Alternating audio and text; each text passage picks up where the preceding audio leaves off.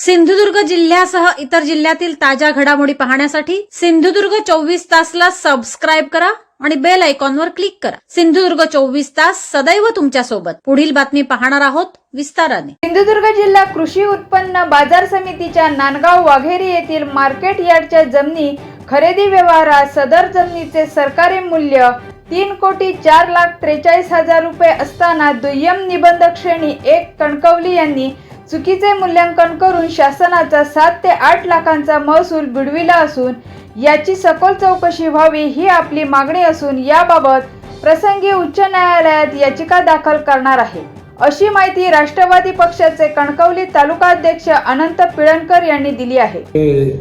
पत्रकारांचे पहिला आभार मानतो। मी काही दिवसापूर्वी कृषी उत्पन्न बाजार समितीचे सभापती मोबाईल उठवला यांच्याकडे 15/9/25 रोजी एक माहिती मागवली होती। त्याला कारण असं होतं की पालकमंत्र्यांचा ड्रीम प्रोजेक्ट म्हणून प्रसिद्धी झाला होता जिल्ह्यातला, त्यापैकी एक कणकवली वाघेरी येथे उभारण्यात येणाऱ्या कृषी उत्पन्न बाजार समितीची जमीन खरेदी केल्याची सरकारी रक्कम किती व कृषी उत्पन्न बाजार समितीने घेतलेले कर्ज किती व कोणत्या बँकेकडून घेतले अशी मी त्यांच्याकडे माहिती मागवली होती। तर मला सिंधुदुर्ग कृषी उत्पन्न बाजार समितीचे सभापती श्री तुळशीदास रावराणे यांनी मला अशी माहिती दिली की वाघेरी मौजे तालुका कणकवली सिंधुदुर्ग येथील सर्वे क्रमांक 17 पंचायत 1746 एकूण 4 हेक्टर 91.91 आर 49,100 चौरस मीटर एवढी जमीन त्यांनी खरेदी केली। ती खरेदी केलेलं खरेदी खत 1,75,00,000 एवढ्या किमतीचं खरेदी खत केलं त्यांनी। त्या 1,75,00,000च्या अगेन्स्ट 1,70,00,000 सिंधुदुर्ग जिल्हा बँकेकडून कर्ज घेतलं असं त्यांनी मला माहिती दिली। ही कुठेतरी मला माहिती चुकीची वाटली, म्हणून मी खरेदी खताची मागणी केली रजिस्ट्रार कणकवलीमध्ये। त्याच्यात परत हे खरेदी खत आणि घेतलेलं बँकेचं कर्ज यात तफावत आहे मोठी। 1,75,00,000ला 1 कोटी कर्ज 70 लाख कुठेच मिळू शकत नाही, कुठली बँक देणार नाही। मग त्यांनी असं मला माहिती दिली आहे की कृषी उत्पन्न समिती बाजार सभापती तुळशीदास रावराणे की त्या जागेची रेडी रेटनर रेट 3,04,42,000 एवढा आहे आणि आपसामध्ये तडजोड करून 1,75,00,000ला आम्ही जमीन घेतली। तुम्ही जमीन किती घेतलात याच्याशी आम्हाला काही लेणं देणं नाही।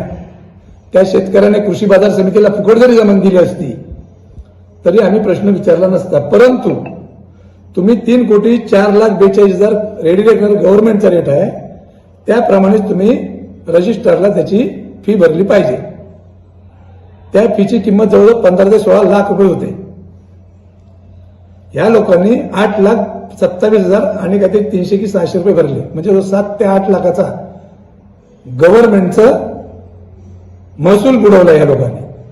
याच्यानंतर मी खरेदी खत मागवलं, त्या खरेदी खतमध्ये त्यांनी परत गव्हर्नमेंट रेट एका सातबाऱ्यामध्ये 26,22,600 दिलाय आणि त्याची 50% गव्हर्नमेंट कृषी बाजार समिती असल्यामुळे त्याच्या ह्याच्यात हिशोबाने 13,11,300 एका सातबाऱ्याची किंमत घेतली आहे खरेदी खत, आणि दुसऱ्या सातबाराची गव्हर्नमेंट मूल्यांक 42,71,800 त्याच्या 50% त्यांनी म्हटलंय की 21,35,900 या दोन्हीची बेरीज केली तर 34,47,200 रेडी रेटची खरेदी खताची किंमत यांची। त्यांनी खरेदी खत 1,75,00,000 बरं ही गव्हर्नमेंटकडनं आम्ही माहिती मागवलेली माहिती आहे। ज्या रजिस्ट्रारने माहिती दिली आम्हाला त्या रजिस्टर माहिती मागवलेली माहिती, यात आपल्या मनाचा किंवा पदरचा आपण काय घालून बोलतो असं काहीच नाही। मग 34,47,200 त्याचा सगळं मूल्यांकन करून त्यांनी 1,75,00,000 खरी दाखवली, 1,75,00,000 महसूल भरला. पण माझ्या माहितीप्रमाणे 3,04,42,000 एवढा त्याचा महसूल त्यांनी भरायला पाहिजे. हा पहिला भ्रष्टाचार यांचा कृषी बाजार समितीचा. दुसरी गोष्ट, 1,75,00,000 1,70,00,000 कर्ज दिलंय, हा बँकेचा भ्रष्टाचार. ह्या कुठल्या नियमात बसून बँकेने दिलं ह्याची मी बँकेकडे जेव्हा माहिती मागितली त्यावेळी मला बँकेनं असं दिलं उत्तर की आम्हाला सहकारी बँक माहिती अधिकार लागू होत नाही. जिल्हा बँक ही सहकारी कायद्याखाली नोंद झालेली बँक आहे. सबब सहकारी बँक माहिती अधिकार लागू नसल्याचे तसेच तुम्ही बँकेकडे मागणी केलेली माहिती त्रयस्थ माहिती असल्याने तुमचे 3/12/25 रोजी माहिती अधिकार अर्जाचा बँक विचार करू शकत नाही असं पत्र दिल्यामुळे मी आज जिल्हा सहउपनिबंधक यांना त्याची तक्रार केली की बँकेच्या विरोधात यांच्या आता उत्तराची मी वाट बघणार आणि हे सुद्धा जर उत्तर सरळ आलं नाही तर मी येत्या काळात कृषी उत्पन्न बाजार समिती सिंधुदुर्ग, कणकवली रजिस्ट्रार तावडे ते जबाबदार आहे या गोष्टीला सगळ्याला. त्यांनी मोठी चूक केलेली आहे.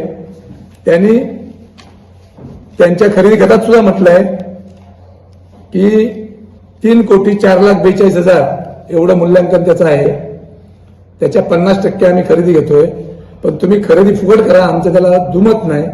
पण 3,04,42,000 रुपयाची रजिस्ट्रेशन फी त्यांची घेतली पाहिजे होती म्हणून तावडे जबाबदार द्यायला.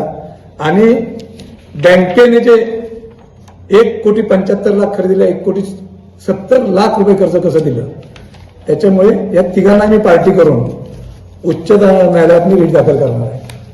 समुद्रकिनारे, वळणावळणाचे रस्ते आणि टुमदार मंदिरे पाहण्यासाठी पर्यटकांची पसंती नेहमी कोकणाला असते. निसर्गाच्या समृद्धी बरोबरच फिरताना कोकणात मनमुराद निसर्गाचा आनंद लुटण्यासाठी आलाय तर मग कशाला करता राहण्याची चिंता. देवगड येथील Swami residency AC non AC rooms तुमच्या बजेटमध्ये उपलब्ध. संपर्क 917511 0202 942114 5424 8600 730700. मग कसला विचार करताय, येताय ना देवगड येथील स्वामी रेसिडेन्सीला भेट द्यायला. सिंधुदुर्ग जिल्ह्यासह इतर जिल्ह्यातील ताज्या घडामोडी पाहण्यासाठी सिंधुदुर्ग 24 तासला सबस्क्राईब करा आणि बेल आयकॉनवर क्लिक करा. सिंधुदुर्ग 24 तास सदैव तुमच्या सोबत.